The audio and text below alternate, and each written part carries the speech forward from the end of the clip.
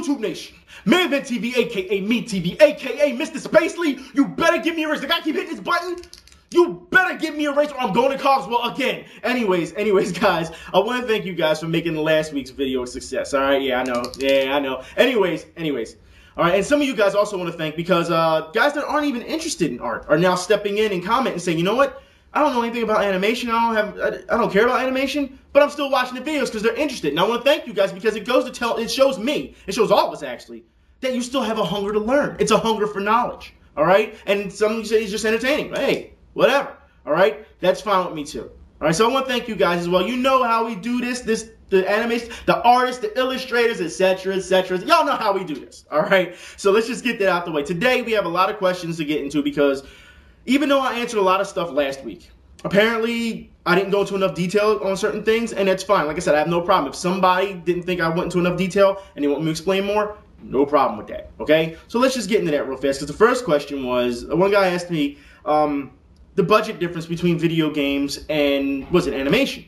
And that's fine. I can get into that real fast, because I keep telling you guys, video games sell like hotcakes and they have a bigger budget.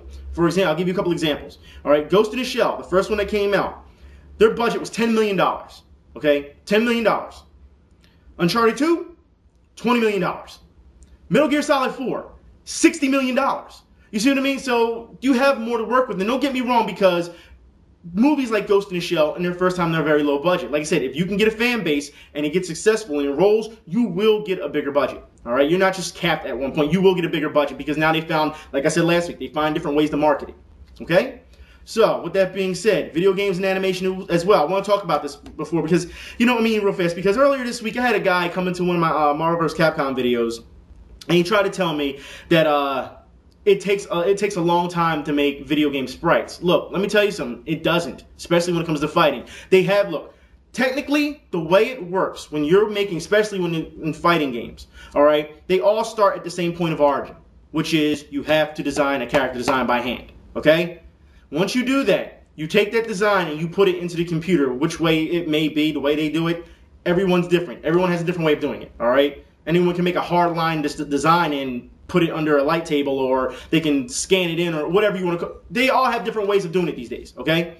So, with that being said, also understand, this is the difference. Like I said, Marvel vs. Capcom 3, they use digitized sprites, meaning they went down there and they did it pixel by pixel, and because those guys are professionals, they know what they're doing. It does not take them long, all right? And then you have games like King of Fighters, was it just a recent one, where all the sprites, all the actions, all the animation, and all you're seeing on video game screen jumping up and down is all done hand-drawn. All was hand-drawn, all right, and then put in. So there's a big time difference, all right? It's harder to make hand-drawn animation, especially in games, than it is digitally. It is. It just is. You have to understand this. But you still have to go through some of those same aspects as well. Like I said, technically, it costs more and it takes less time. It costs more hand-drawn and it takes less time digitally. I'm just telling you that. That is a fact. You can't fight that. Okay?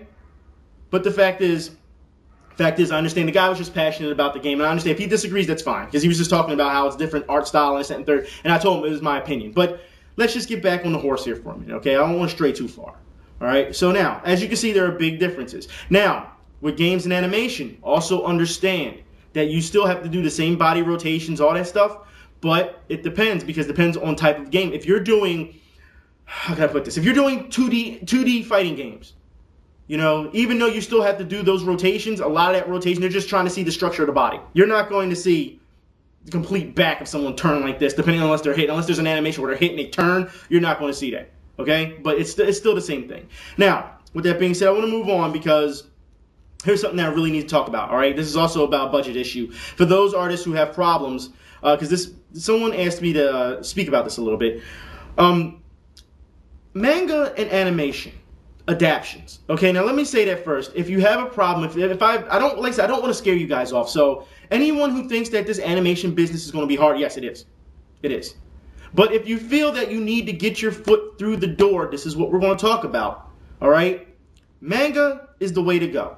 Comics are the way to go. If you feel as though you can't do that much of your character Bibles, show some examples of you drawing a manga or an animation. It gives more of a visual presentation, all right? you can actually add that to your character Bible if you want at the end.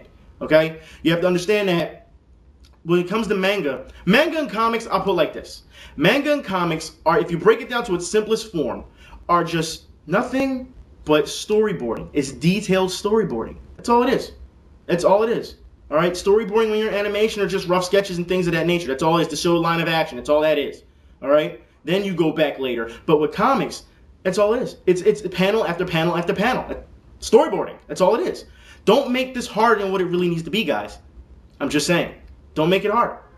Anyways, guys, and that's how you should do things. Look at it in its simplistic form, please, because you don't want to overthink too much, because then you'll be swamped and you'll have so many things going you won't be able to concentrate. If you break it down to its simplest form, you'll be fine. All right, now, next thing, I'm gonna get on a little bit about manga soon. All right, I got something for you guys, but here's something. A person asked me, where did I get my writing inspiration from when it comes to writing for comics and manga? Look, I'll explain this. All right, first off, let's get into this real quick. Blair Reader, you see this? Y'all see that? Yeah, y'all can see that. I'll zoom it up a little. Blair Reader, 4th edition. Now, even though I got the 4th edition, you probably got a better one right now, but fact is, guys, you will get that book in your art pack. All right? When you go to your trade school or art school, you will get that book. That's mostly for survey and media, to be quite honest. All right? But you'll have to go through that. All right? And there's a lot of good stuff in there, too. There's a lot of poems and stuff, speeches from JFK and things of that nature. You're going to go through all the history of it. All right? So that book, yeah. Now, my writing inspirations, like I said, when you write, you go for the best, all right? So, for example, Dostoevsky, all right? Crime and Punishment. Frost, all right? See that? You guys, I'm sure you read this guy's already. Beowulf, all right? You got Hess, Siddhartha, all right? You got the Essentials of Edgar Allan Poe, all right? You got Heart of Darkness, Joseph Conrad. Now, for those who don't know Heart of Darkness, also understanding your survey and media class, if they ever make you watch Apocalypse Now, that was based off of this. Okay, let's just understand it's an adaptation of this, and we're going, like I said, we're going to talk about adaptations later. All right. For those who probably read this, I'm sure you read this in high school too. Daniel Keyes' Flowers for Algernon. Shaw. All right, Bernard Shaw, Man and Superman. Hess. All right, which one is the Glass Bead Game? Hess. Steppenwolf. So Joseph Conrad, The Secret Agent. As you can see, I have tons of work, influence in my writing. Okay, so you just have to learn, especially with Poe. All right, as you see how thick that book is? All right, I've read this like 4 times. All right, you have to understand, guys, that you have to draw inspiration. You have to put your personal life into it as well, and your experiences, and then also look at other writers. That's what you have to do. I can't tell you how many times where we would have to write poems, you know, and that's the way you can start also, animators. Write a poem or something, and then try to put it in a comic or manga form. Take a short story and put it in there. It works, all right? Even if your poem's only, depending on how your style is, stanzas or paragraphs or whatever, because I'm telling you now, stanzas, it's outdated. A lot of people still like to write in that, and personally, I think it confines people, all right? Because the first thing you will learn in creative writing is your teacher will tell you, keep expanding on what you're writing. If you say the girl went around the corner, they want to know more detail about her walking around the corner, all right? Every step, every shadow, how the wind is, you know, how the wind blows, you know, what she looks like. You have to understand that stanzas limit you. And a lot of, even kind of when you try to enter contests and things, they're a joke, all right? But you have to have it in this form and stanza, and it's stupid, all right? Do not limit yourself. Okay? Anyways, guys, let's get to the next one. Now, I had said that we're going to talk about adaptations real fast. Manga and animation adaptations. When you are doing this, like I said before, I said in the comments also, when writers, you see this in novels, you see this. Why do you think so many writers, when they write novels and they go into movies, it doesn't look right? They're not happy with it because it's an adaptation. It's whoever's idea of what they would do instead of having that writer on set. It's the same thing with manga and animation. Once you start doing manga, because you can do a lot more manga. That's why mangas are so thick these days. All right? Because you can put a lot more detail on what you're doing. And then you see, I'm sure a lot of you guys have seen, arguments online about how the manga was better than the animation. Because the animation can't cover but so much because of budget. That's why. It all comes down back to budget. All right? So I'm just letting you guys know that when you write manga, understand that sometimes you will be asked to oversee things. Like if you create something and it gets big, oh, we want to make an adaptation of such and such. If you want that power, you have to make sure that you write it in there. And if you're contracted with another animation company, also understand it's not your work anymore. It's their work. So pretty much they just sell it and say, do what you got to do with it. That's why a lot of adaptations of things, for example, what is it? The Celestian Prophecy. For anyone who read that book, understand that when they did the movie, the movie was like a joke compared to the book. And then they came out with the 10th Insight. So, guys, understand that when you're writing, you have to write from the heart and you have to write from the experience. And when you're writing as well, understand, like I said, all these books I have, it's not just, you don't copy these guys, all right? You don't copy them, but you understand their technical style. That's what you're reading for. You're reading to be sucked in, and you're learning how to suck in everyone else. I hate to use the word suck in, but you get what I'm saying. Anyways, I'm on 10 minutes. Okay, I'm still good. Also, what's it want to get to? Toyko Pop Rising Stars Contest. I said this last week, I believe. And I want to give you guys some information. Because if you guys think, there's some of you guys who came in and said, well, I already know this, I already know that. I'm past that. Now I'm getting ready to move on to my portfolio because I'm getting ready to graduate or whatever. This is your way, this is one way, I should say, to get your foot in the door. I told you before, you can go to conventions and have your work looked at by artists and companies. You can send out packets of, mission statements and character Bibles and all that stuff. This is another way I'm giving you that you can get noticed. Okay? Toyko Pop Rising Stars Contest happens during the summer. All right? I'll put the link in the info bar for you guys. For what it's actually about. It's actually a wiki link. And I'll give you the link to their message board. Okay? So you can understand the rules and all that type of stuff. If you're not so head deep into anime, because usually they announce these things and they have charts and stuff and what you need to do. Anyways, this is a good way to get started, all right? Now, for those who say, well, how old do you have to be? The youngest contestant in the Toyko Pop Rising Stars Contest was 15 years old. So any of you guys who think you're ready for this at 15, go ahead and do it. Even if you're not ready, still give it a chance. Get your name out there. You can enter every year, all right? So understand that this is a big contest. There has been a lot of animation that you've probably seen that you didn't know that's come from the Toyko Rising Star Contest. All right? And we're talking about Peach Fuzz and stuff like that. There's a lot of entries, all right? Now I think they've changed it because before, when you won, you would actually get your standalone book, your own manga, your own series, your standalone. But I think now because they're having so many problems with who's going to be the winner that now they've made a book just for the Rising Star Contest. So they'll pick a number of winners, and you know how manga goes. I mean, or you have a sample book. I think I have a sample book here somewhere. Yes, hold on. I have a sample book here. Hold on. All right. Here we go. What is it? Shonen Jump. All right. Notice. This is old, but notice. See how there's so many people on the cover? Because that's how many stories you're getting. So, you'll get a chapter to talk about your book beginning, and then as you can see, this is, as you know guys, Ultimate Muscle. And then the next book, look, it goes right into Kenshin. See? Right into Kenshin. So then, look, goes right into it. So as you can see, you get a number of pages that you can work on every time. So that's your budget. That's your free. They're going to back you on it. If you're a winner, they will back you on it. Okay, now, guys, with that being said, let's see what's next. Facial expressions. Let's get into this, all right? Like I said, with the eyes. Like I said, last week we talked about shapes of the eyes. This week we're going to talk about emotions of the eyes, all right? Now I want to show you guys this. The large extent of the shape of the eyes depends on the eyelids. The other thing that will affect the shape of the eyes are the brows. Below examples are the possibility shapes that brows can have.